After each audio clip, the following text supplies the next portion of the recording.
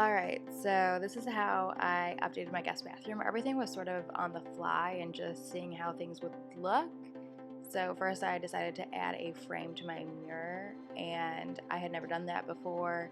And it was actually pretty hard because I tried to do it without taking off the mirror, so I was like straddling that thing. But it still felt like something was missing, so that's when I decided I wanted to spray paint all of the hardware. It was actually a lot harder than I anticipated. I thought I had it well enough covered, but I was not even close. And I had to end up turning it into like a Dexter crime scene because I had gotten black spray paint all over the place. Luckily, I had some acetone or nail polish remover that was able to help me get rid of it in most places. Then I decided I needed to update that counter, so I used this marble epoxy kit that I got off of Amazon. I ended up sort of messing up the first time I did it, so I had to redo it, and it took a lot of sanding, so learn from me and make sure that you put a thick layer and inspect it right away to make sure that you got rid of any hair or anything that could have possibly gone in it before it hardens. So you want to check right away and try to get rid of all those air bubbles, otherwise it's going to be impossible to get rid of them. And then I decided to add a fluted look to the cabinet, so I used my nail gun to staple these cheap dowels that I got off of Amazon to the cabinet.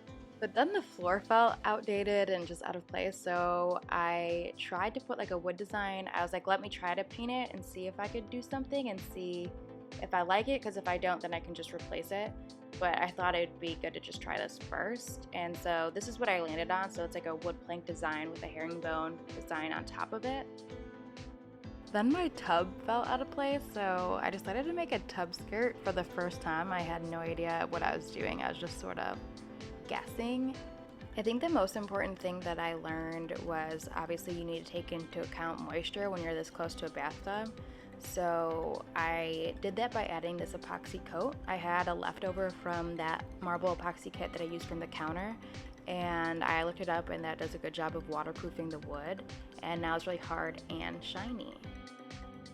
So this is how the fluted design ended up looking, as well as how my tub skirt ended up looking.